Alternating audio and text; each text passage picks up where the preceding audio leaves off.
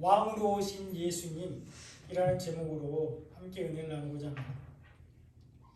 오늘 우리가 살펴볼 말씀은 마태복음입니다. 이번 주일부터 마태복음 강해 설교를 하려고 합니다. 사실 설교 중에서 가장 좋은 설교는 성경을 차례대로 살펴보는 강해 설교가 가장 좋은 설교입니다. 우리가 지금 그 성경 공부를 통해서 구약을 창세기부터 차례대로 지금 살펴보고 있잖아요. 그러니까 주일날에는 신약을 중심으로 살펴보면서 은혜를 나누고자 합니다. 신약 중에서도 먼저 예수님의 사역이 잘 나타나 있는 이 사복음서를 강해야 할 텐데요. 오늘부터 신약의 첫 번째 책인 마태복음에 대해서 살펴보도록 하겠습니다. 이 마태복음은 세리 마태가 기록한 책으로 왕으로 오신 예수님에 대한 기록입니다. 이 신약의 사복음서를 네 생물로 비유하고 있죠. 아마 잘 아실 텐데요. 이 사복음서를 네 생물로 비유하고 있는데 그 중에서 이 마태복음은 뭘로 비유하고 있죠? 사자로 비유하고 있습니다. 사자. 에스겔 선지자는 바벨론 포로로 잡혀갔는데 그발 강가에서 예수님께서 환상을 보여줬습니다. 하나님께서 환상을 보여주는데 그 환상 중에 이 네 생물을 보았습니다. 그 모양에 대해서 에스겔 1장 10절에서 잘 설명해 주고 있는데요. 그 얼굴들의 모양은 넷의 앞은 사람의 얼굴이요, 넷의 오른쪽은 사자의 얼굴이요, 넷의 왼쪽은 소의 얼굴이요, 넷의 뒤는 독수리의 얼굴이니 이렇게 기록되어 있습니다. 이 사복음서인 마태, 마가, 누가, 요한복음을 네 생물로 비유하고 있는데 오늘부터 우리가 살펴보고 있는 이 마태복음은 사자로 비유되고 있습니다. 그 이유는 이 마태복음 기록하는 관점이 왕으로 오신 예수님에 대해서 마태복음이 기록하고 있기 때문입니다. 또 요한계시록 4장에 보면 이 요한계시록을 기록한 사도 요한이 두 번째 환상을 보는 장면이 나옵니다. 거기에서 천상의 예배를 보게 되는데요. 그 하늘의 예배에서 네 생물이 보좌 앞과 그 보좌 주위에서 쉬지 않고 하나님을 찬양하고 있는 장면이 있습니다. 요한계시록 4장 7절에 보면 그 첫째 생물은 사자 같고 그 둘째 생물은 송아지 같고 그 셋째 생물은 얼굴이 사람 같고 그 넷째 생물은 날아가는 독수리 같다, 이렇게 기록되어 있습니다. 하늘의 예배에서 이 네 생물이 보좌 앞과 보좌 주위에서 서 있는데 사자는 이 마태복음을 상징하고 송아지는 마가복음, 그리고 사람은 누가복음을 상징하고요, 독수리는 요한복음을 상징하고 있습니다. 이 네 생물이 하나님을 찬양하고 있는데 요한계시록 4장 8절 하반절에 보면 그들이 밤낮 쉬지 않고 이르기를 거룩하다 거룩하다 거룩하다 주 하나님 곧 전능하시며 전에도 계셨고 이제도 계시고 장차 오실 이시라, 이렇게 네 생물이 찬양을 하고 있습니다. 그러므로 에스겔에게 보여준 네 생물과 천상의 예배에서 이 하나님을 찬양하고 있는 이 네 생물은 바로 이 땅에서 하나님께 영광을 돌리고 하나님의 거룩하심을 나타내신 예수님을 예표하고 있습니다. 하나님은 오직 예수님을 통해서만 영광을 받으시고 오직 예수님만이 모든 피조물과 완전히 구별되시는 하나님의 거룩하심을 드러낼 수가 있습니다. 그 예수님은 전에도 계셨고 이제도 계시고 또 장차 다시 오실 것입니다. 예수님은 창세전부터 하나님과 함께 계셨습니다. 예수님은 전에도 계셨습니다. 그리고 예수님은 지금도 하나님의 우편에서 우리를 위하여 중보하고 계십니다.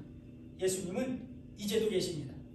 그리고 예수님은 장차 재림주로 이 땅에 다시 오실 것입니다. 예수님은 장차 다시 오실 분이십니다. 이 사복음서는 예수님을 이 네 생물에 비유하고 있습니다.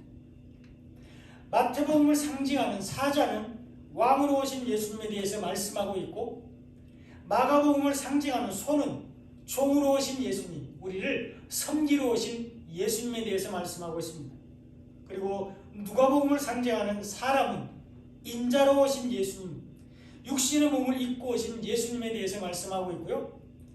요한복음을 상징하는 독수리는 하나님의 아들로 오신 예수님에 대해서 말씀하고 있습니다. 예수님은 이 사복음서를 통해서 하나님과 하나님의 나라를 증거하셨습니다. 예수님이 이 사복음서를 통해서 창세전에 하나님의 구원 계획을 우리에게 말씀하시고 우리가 어떻게 하나님과 화목하게 되는지 또 우리가 어떻게 하나님의 자녀가 될 수 있는지를 알려주고 계십니다. 우리가 어떻게 완전한 죄사함을 받고 영원한 구원을 받는지 가르쳐 주셨습니다. 그리고 십자가의 죽으심과 부활을 통해서 이 모든 것들을 완성하시고 하늘로 올라가셨습니다. 이것이 복음입니다. 예수님의 십자가의 죽으심과 부활을 통한 우리의 구원이 바로 복음입니다. 예수님이 우리를 구원하시기 위해서 이 땅에 하신 일과 모든 말씀이 곧 복음입니다. 변하지 않는 하나님의 말씀, 진리의 말씀, 생명의 말씀이 복음입니다. 예수님을 사자로 비유한 이 마태복음은 바로 유대인들을 대상으로 기록한 책입니다. 예수님이 구약에 예언한 그 메시아임을 증거하기 위해서 이 마태복음을 기록했습니다. 그러므로 마태복음은 그 내용 중에 70%를 구약에서 인용하고 있어요. 그러니까 구약을 잘 알지 못하면 이 마태복음을 잘 이해할 수 없습니다. 그렇기 때문에 오늘부터 이 마태복음을 살펴볼 때 자연스럽게 구약도 함께 다뤄지게 될 것입니다. 오늘 말씀을 통해서 예수 그리스도의 계보와 예수 그리스도의 나심을 통해서 왕으로 오신 예수님에 대해서 살펴보면서 은혜를 나누고자 합니다. 예수님은 언약을 따라서 이 땅에 오신 분이십니다. 오늘 보면 1절에 보면 아브라함과 다윗의 자손 예수 그리스도의 계보라 이렇게 마태복음을 시작하고 있습니다. 예수님이 아브라함과 다윗의 자손으로 이 땅에 오셨다고 말씀하고 있습니다. 예수님은 아브라함에게 하신 언약을 따라서 이 땅에 오셨습니다. 창세기 12장 1절로 2절에 보면 여호와께서 아브라함에게 이르시되 너는 너의 고향과 친척과 아버지 집을 떠나 내가 내게 보여줄 땅으로 가라. 내가 너로 큰 민족을 이루고 내게 복을 주고 내 이름을 창대하게 하리니 너는 복이 될지라 이렇게 말씀하셨습니다. 하나님은 갈대아 우르에서 가족들과 함께 잘 살고 있는 아브라함을 부르셨습니다. 그리고 고향과 친척과 아버지를 떠나서 하나님이 지시하는 땅으로 가라고 말씀하셨습니다. 하나님은 아브라함에게 큰 민족을 이루고 이름이 창대하게 될 것이라고 약속해 주셨습니다. 하나님은 아브라함에게 땅과 자손의 약속을 주셨습니다.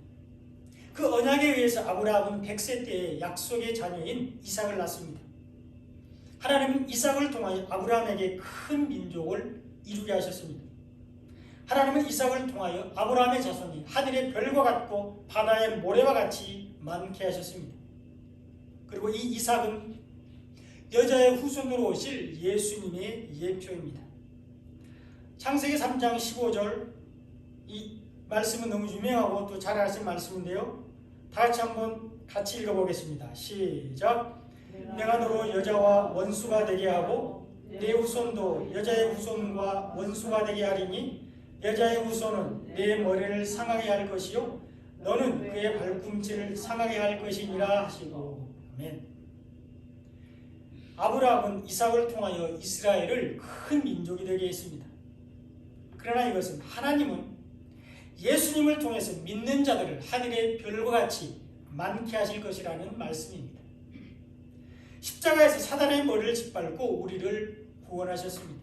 하나님은 예수님을 통해서 하나님 나라의 백성들을 만드셨습니다.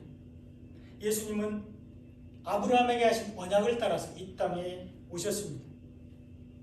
또한 예수님은 언약을 따라서 베들레헴에서 태어나셨습니다. 미가 5장 2절에 보면 베들레헴 에브라다야 너는 유다 족속 중에 작을지라도 이스라엘을 다스릴 자가 내게서 내게로 나올 것이라 그의 근본은 상고에 영원에 있느니라 이렇게 기록되어 있습니다. 예수님께서 이 떡집을 의미하는 베들레헴에서 태어나실 것이라고 말씀하고 있습니다. 그리고 그의 근본은 상고에 있고 영원에 있다고 말하고 있는데 하늘에 계신 하나님, 영원전부터 영원까지 계시는 하나님께서 육신의 몸을 입고 이 땅에 오셔서 우리에게 생명의 말씀인 복음을 주실 것을 말씀하고 있습니다. 그분이 바로 말씀이신 예수님이십니다. 예수님은 언약을 따라서 베들레헴에서 태어나셨습니다. 또한 예수님은 다윗의 후손으로 이 땅에 왕으로 오셨습니다. 사무엘하 7장 16절에 보면 내 집과 내 나라가 내 앞에서 영원히 보존되고 내 왕위가 영원히 견고하리라 이렇게 기록되어 있습니다. 여기서 바로 내는 다윗을 상징하고 있죠. 하나님은 다윗의 집과 이스라엘 집이 영원히 보존될 것이라고 말씀하고 있습니다. 하나님은 다윗의 왕위가 영원히 견고할 것이라고 말씀합니다. 그리고 이 언약을 따라서 북이스라엘은 반역이 일어나서 왕들이 자주 바뀌었지만 남유다는 다윗의 후손이 대를 이어서 왕위를 이어갔고요. 그 다윗의 후손으로 예수님이 오셨습니다. 예수님은 왕으로 이 땅에 오셨습니다. 예수님은 하나님의 나라가 이 땅 가운데 임하게 하기 위해서 언약을 따라 오신 분이십니다. 그리고 하나님의 나라는 영적인 장자를 통해서 계승이 됩니다. 오늘 우리가 읽었던 본문 2절로 16절에 보면 예수님의 계보가 자세히 나옵니다. 꼭 돌아가셔서 마태복음 1장을 자세히 한번 살펴보시기 바랍니다. 2절로 16절에 보면 예수님의 계보가 쭉 나오고 있습니다. 근데 그 중에서 2절에 보면 아브라함이 이삭을 낳고 이삭은 야곱을 낳고 야곱은 유다와 그의 형제들을 낳고 이렇게 기록되어 있습니다. 여기서 우리가 알 수 있는 것은 하나님의 나라는 육신적인 장자가 아닌 영적인 장자들을 통해서 계승된다는 것을 알 수 있습니다. 우리가 잘 알다시피 이삭의 장자는 누구죠? 에서입니다. 그리고 야곱의 장자는 누구죠? 이건 좀 어려울 수 있는데 야곱의 12아들 중에 장자는 루벤입니다. 그러나 예수님의 계보는 영적인 장자인 야곱과 유다를 통해서 계승되고 있습니다. 야곱은 유다와 그의 형제들을 낳고 이렇게 기록되어 있습니다. 유다의 후손으로 예수님이 오실 것을 말씀하고 있습니다. 구약 성경에서는 하나님의 택한 백성 이스라엘 민족을 하나님의 장자라고 불렀습니다. 출애굽기 4장 22절에 보면 너는 바로에게 이르기를 여호와의 말씀에 이스라엘은 내 아들 내 장자라 이렇게 기록되어 있습니다. 하나님은 이스라엘 민족을 내 아들 내 장자 이렇게 불렀습니다. 하나님은 장자인 이스라엘을 통해서 모든 열방을 구원하기를 원하고 계십니다. 그런데 신약에서는 이 구약의 장자들의 특권을 믿음으로 계승한 성도들, 저와 여러분들이 바로 하나님의 장자들입니다. 그리고 구원받은 사람들이 장자들의 모임입니다. 로마서 8장 29절에 보면 하나님이 미리 아신 자들을 또한 그 아들의 형상을 본받게 하기 위하여 미리 정하셨으니 이는 그로 많은 형제 중에서 맏아들이 되게 하려 하심이니라 이렇게 기록되어 있습니다. 하나님은 미리 아신 자들이 하나님의 형상을 본받게 하기 위하여 미리 정하셨습니다. 그리고 이 예수님의 형상을 본받은 그들을 맏아들 장자들이 되게 하셨습니다. 예수님이 하나님의 장자이며 그 예수님의 형상을 본받는 자, 예수님을 믿는 사람들이 바로 장자들입니다. 히브리서 12장 23절에도 보면 하늘에 기록된 장자들의 모임과 이렇게 기록되어 있습니다. 예수를 믿고 예수님의 안에 있는 사람들, 예수님 안에 있는 사람들의 모임이 바로 장자들의 모임입니다. 이 장자들의 모임이 하늘에 기록되어 있는데요, 구원을 받았다는 것을 보여주고 있습니다. 이 영적인 장자들을 통해서 하나님의 나라가 계승되고 있는데요, 하나님을 믿는 사람들이 바로 영적인 장자입니다. 하나님이 보내신 예수님을 믿는 사람들이 장자들입니다. 하나님의 진리의 말씀을 믿는 사람들이 장자입니다. 생명의 말씀인 복음을 받아들이고 믿는 사람들이 영적인 장자들입니다. 우리는 이 장자들의 모임에 들어가야만 구원을 받을 수 있습니다. 그래서 다말은 장자를 얻기 위해서 시아버지 유다를 유혹했습니다. 그것이 오늘 본문 3절에 잘 나와 있는데요. 유다는 다마락에서 베레스와 세라를 낳고 이렇게 기록되어 있습니다. 이 다말의 남편 엘은 자식이 없이 죽었고 동생 오난이 형수에게 들어가서 장자를 얻어야만 했습니다. 이것이 예수님께서 이 땅에 오실 때까지 존재하고 있었던 이스라엘의 계대결혼 제도입니다.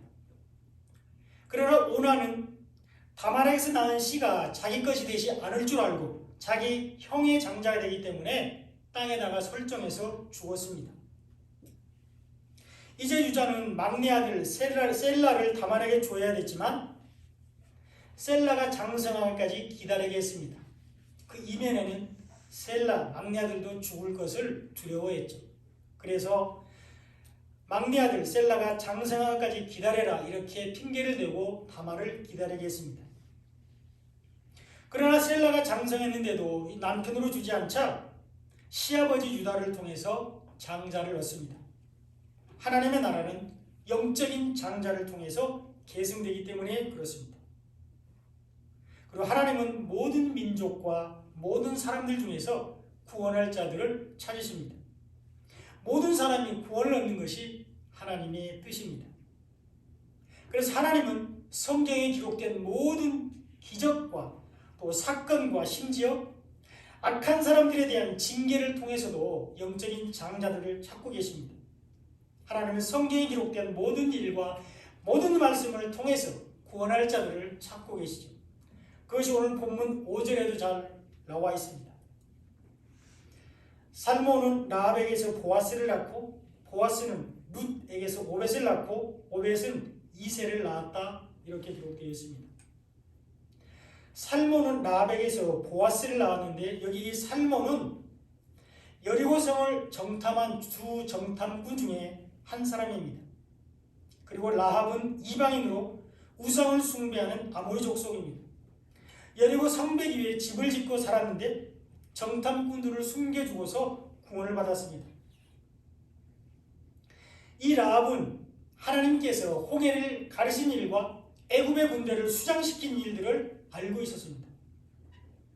이 라합은 하나님께서 이스라엘을 대적하는 모든 나라의 왕들을 전멸시킨 것들을 알고 있었다는 것이었어요. 하나님은 홍해를 가르는 기적과 악한 나라들의 징계를 통해서 이 라합을 구원하셨습니다. 그래서 이 라합은 위대한 믿음의 고백을 하는데요.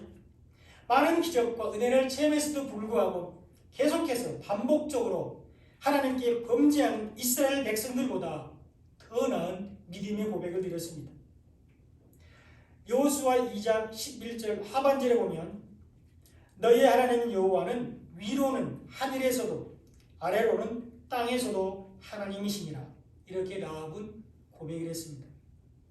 이 믿음의 고백이 라합을 구원했을 뿐만 아니라 예수 그리스도의 계보에 들어가는 영광을 얻게 했습니다. 이 라합은 하나님께서 애굽에 내리신 재앙과 또 출애굽 과정에서 이스라엘을 대적하는 나라들에 대해서 하나님께서 내리신 징계를 이미 알고 있었습니다. 그리고 그 재앙과 기적과 징계를 통해서 하나님만이 유일한 신이라는 것을 고백했습니다. 그것이 하나님께서 아브라함의 후손을 가나안 땅이 아닌 이 애굽에서 큰 민족이 되게 하신 이유입니다. 그것이 출애굽시 주변 나라들로 하여금 이스라엘을 대적하게 하신 이유였습니다. 하나님은 우리가 이해할 수 없는 사건과 사고를 통해서도 구원할 자들을 찾고 계십니다. 그것의 또 다른 예가 오늘 본문 5절에 나오는 모압 여인 룻입니다. 살몬은 라합에게서 보아스를 낳고 보아스는 룻에게서 오벳을 낳고 오벳은 이새를 낳았다 이렇게 기록되어 있는데요. 살몬이 라합에게서 낳은 아들 보아스가 룻과 결혼을 해서 오벳을 낳습니다. 그런데 이 오벳이 누구냐? 이스라엘의 가장 위대한 왕이며 하나님의 마음에 합한 다윗의 할아버지입니다. 이 시어머니 하나님을 끝까지 따랐던 이방 여인 룻은 구원을 받았을 뿐만 아니라 예수님의 족보에 올라가는 영광을 얻게 되었습니다. 하나님은 모든 민족과 모든 사람들 중에서 구원할 자들을 찾고 계십니다. 그리고 그 가운데 우리가 있습니다.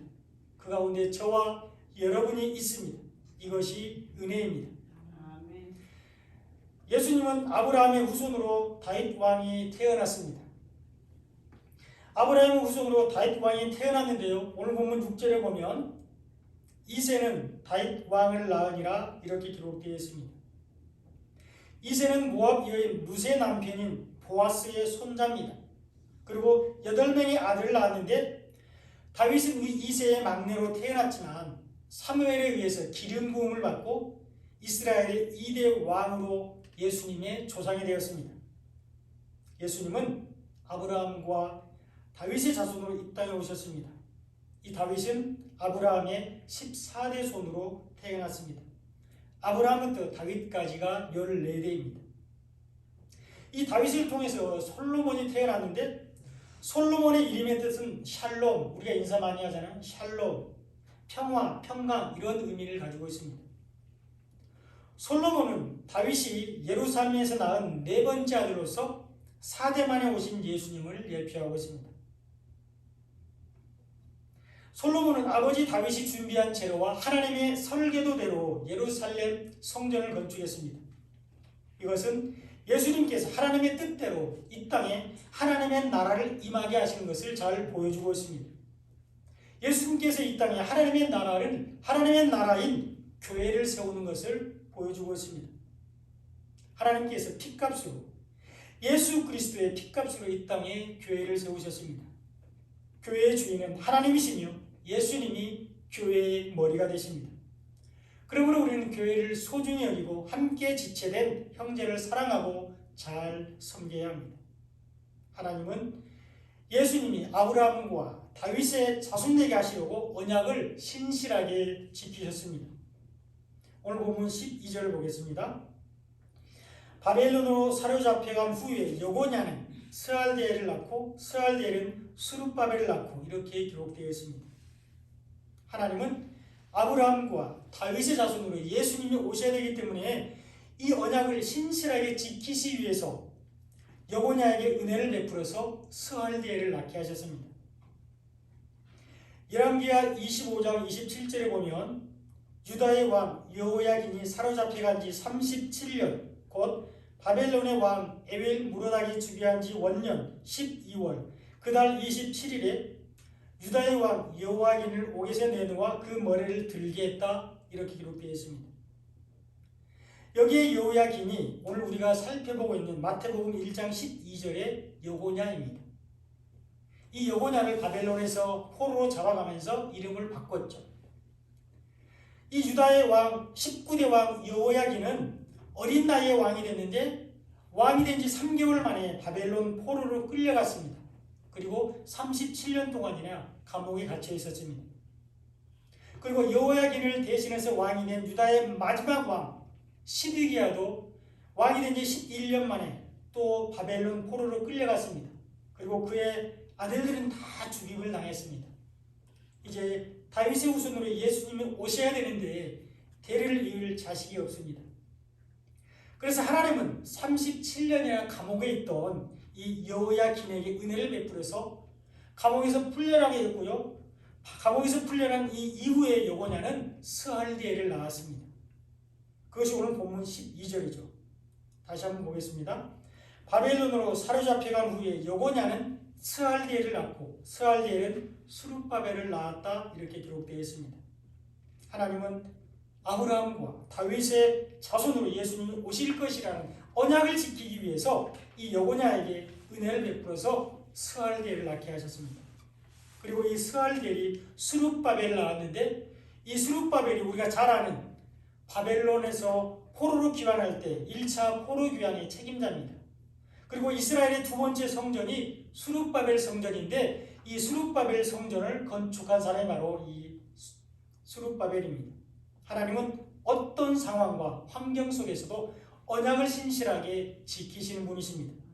아브라함과 다윗의 자손으로 예수님이 태어나셨습니다. 그리고 결정적으로 예수님은 성령으로 잉태되셨습니다. 오늘 보면 16절에 보면 야곱은 마리아의 남편 요셉을 낳았으니 마리아에게서 그리스도라 칭하는 예수가 나시니라 이렇게 기록되어 있습니다. 하나님은 마리아를 통해서 예수님을 이 땅에 태어나게 하셨습니다. 그리고 18절에서 예수님이 어떻게 인간의 몸을 입고 태어났는지를 설명해 주고 있습니다. 예수 그리스도의 나심은 이러하니라. 그의 어머니 마리아가 요셉과 약혼하고 동거하기 전에 성령으로 잉태된 것이 나타났더니 이렇게 기록되어 있습니다. 예수님은 성령으로 잉태되신 분이십니다. 그리고 오늘 보면 20절에도 보면 이 일을 생각할 때에 마리아가 임신한 것을 얘기하죠. 이 일을 생각할 때에 주의 사자가 현몽하여 이르되 다윗의 자손 요셉아 내 아내 마리아 데려오기를 무서워하지 말라. 그에게 잉태된 자는 성령으로 된 것이라 이렇게 말을 해줍니다. 다윗의 자손 요셉은 마리아 데려오기를 주저했습니다. 약혼을 했는데요. 아직 동거하기도 전에 마리아가 임신한 사실을 잉태한 사실을 알았기 때문입니다. 그래서 조용히 끊고자 했죠. 그러자 요셉에게 성령께서 나타나셔서 마리아가 성령으로 잉태됐다 이렇게 알려주신 것입니다. 예수님은 성령으로 잉태되신 분이십니다. 그러므로 예수님은 유일하게 죄가 없으십니다. 예수님은 아담의 피를 받지 않기 위해서 성령으로 잉태되었습니다. 예수님은 인간의 죄가 없이 태어나셔야만 했기 때문에 성령으로 잉태되신 것입니다. 그러므로 예수님은 유일하게 죄가 없이 태어나신 분이십니다. 그리고 예수님이 죄가 없으시기 때문에 우리의 죄를 용서하실 수가 있습니다. 이것에 대한 성경 말씀이 여러 군데 기록되어 있는데요. 히브리서 4장 15절에 보면 우리에게 있는 대제사장은 우리의 연약함을 동정하지 못하실 리가 아니요 모든 일에 우리와 똑같이 시험을 받으신 이로되 죄는 없으시니라 이렇게 기록되어 있고, 고린도후서 5장 21절에서는 하나님이 죄를 알지도 못하신 이를 우리를 대신하여 죄로 삼으신 것은 우리로 하여금 그 안에서 하나님의 의가 되게 하려 하심이라 이렇게 기록되어 있습니다. 또 베드로전서 2장 22절에서는 그는 죄를 범하지 아니하시고 그 입에 거짓도 없으시며 이렇게 말씀하고요. 요한일서 3장 5절에도 보면 그가 우리 죄를 없애려고 나타나신 것을 너희가 안 하니 그에게는 죄가 없느니라 이렇게 기록되어 있습니다. 예수님은 우리와 똑같이 사람의 모양으로 오셨지만 유일하게 죄가 없으십니다. 성령으로 잉태되었기 때문입니다. 예수님은 죄가 없으시기 때문에 우리의 죄를 용서하실 수가 있습니다. 그리고 그 예수님은 우리를 죄에서 구원할 자이십니다. 오늘 본문 21절에 보면 아들을 낳으리니 이름을 예수라 하라. 이는 그가 자기 백성을 그들의 죄에서 구원할 자이십니다. 이렇게 기록되어 있습니다. 예수님은 자기 백성들을 죄에서 구원하시기 위해서 이 땅에 오신 분이십니다. 예수님은 하나님의 백성들을 죄에서 구원하시기 위해서 이 땅에 오셨습니다. 이것이 예수 이름의 뜻입니다. 예수 그 이름의 뜻은 여호와는 구원이시다. 여호와의 구원 이런 뜻을 가진 히브리어입니다. 그리고 헬라어로는 예수와 혹은 여호수아 이렇게 불립니다. 그래서 모세는 율법을 상징하고 모세가 기록한 모세오경이 율법의 대표적인 책입니다. 그리고 모세의 후계자인 여호수아가 복음을 상징하고요. 이 복음으로 여리고성을 무너뜨리고 복음으로 천국을 상징하는 약속의 땅 가나안에 들어갔습니다. 우리는 복음이신 예수님을 통해서 구원을 받을 수 있으며 하나님의 나라에 들어가게 됩니다. 예수님은 우리를 죄에서 구원할 자이십니다. 그 예수님은 언제나 우리와 함께 계시는 하나님이십니다. 오늘 보면 23절에 보면 보라 처녀가 잉태하여 아들을 낳을 것이요 그의 이름을 임마누엘이라 하리라 하셨으니 이를 번역한즉 하나님은 우리와 함께 계시다 이렇게 기록되어 있습니다. 예수님의 또 다른 이름은 임마누엘입니다. 이 임마누엘은 두 단어가 합쳐졌는데요. 우리와 함께 있다 이런 뜻의 임마누는 우리와 함께 있다 그런 뜻이고 엘은 하나님을 얘기합니다. 그래서 이 합성어 임마누엘은 하나님이 우리와 함께 계시다 이런 뜻입니다. 예수님은 우리와 함께 계시는 하나님이십니다. 이것은 이미 구약에 잘 예언이 되어 있습니다.